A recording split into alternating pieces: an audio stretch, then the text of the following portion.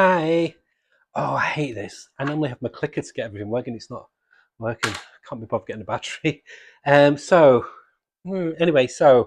um, this is a number one, but it's not a number one. Carrying on with the numbering, it's number 31, but it is a brand new team, so it is kind of like a new number one, like what they used to do back in the day with X-Men when that back in the 70s. So this has got the creative team of Gavin, Guidry on art, who's a wonderful artist. Recently did a stint on JSA, and then Ryan North of Fantastic Four fame.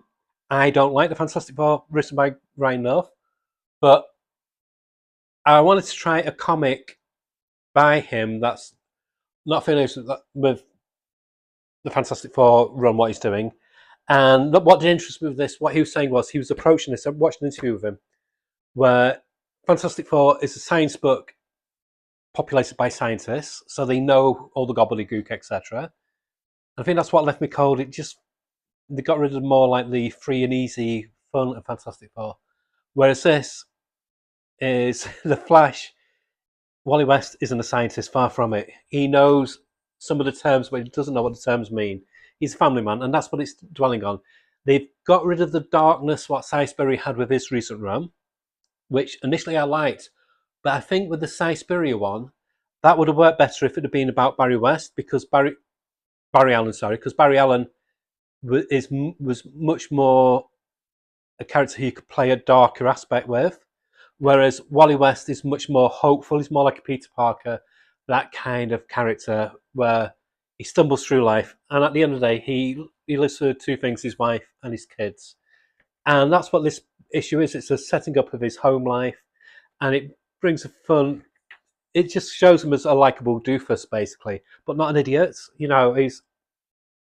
He's basically a blue collar hero.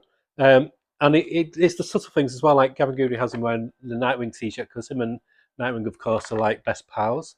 So that's a nice tip of the hat. And it just shows that, yeah, he's a great superhero, but he's a bit crap at being like helping around the home and stuff like that. So it's just really, really grounded. And they write the dialogue of his interaction with his kids and his wife really well. She's a likable character. I think this is the one thing that DC has over Marvel, why I warm to DC so much. They do the supporting cast really well. Marvel used to, but they don't anymore. And I think that's why DC Comics is so strong at the moment. But it, you can tell it's right enough by the way he pulls in modern amenities. So this basically is about these people posting shorts on TikTok, etc., where they jump off a building or they put themselves in crisis because they know that the Flash will rescue them, and if they get rescued by the Flash, then they get $10,000. And so this is the setup. So obviously he doesn't want to do it, but he's got to do it because he doesn't want to run the risk of somebody dying. So he's in like a catch-22, and he finds out which company is doing this, who's gifting all this money to these idiots. But then there's a bigger mystery behind that, and it ends on such a not a. I don't know if it's a cliffhanger, but I'd say it's more like,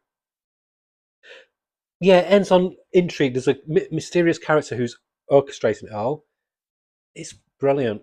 It's really fun. It's light-hearted. If you don't normally read The Flash, read it. I'd say this is what's been missing in comics. It's even more than the run with Jeremy Adams, where that to me felt a bit cloyy and sweet, a bit claggy. This balances it really nicely. It's just a fun, light-hearted superhero comic with very strong sci-fi elements. And if you're missing, like, because Peter Parker used to be the fun comic to read, Spider-Man used to be the fun comic to read, and it's not been that for a long time. And if you want that kind of exuberance in a comic, this is the one to read. And the artwork by Gavin Guidry is just phenomenal, just really, really good. And I'm glad they've gone back to more like a classic style suit as well. It's given me the same kind of buzz as when I first read The Flash when Mark Waid came on it. It's got that level of excitement. It's really, really good. 9 out of 10. Highly recommend you pick this up. Yeah, very entertaining. Okay, bye.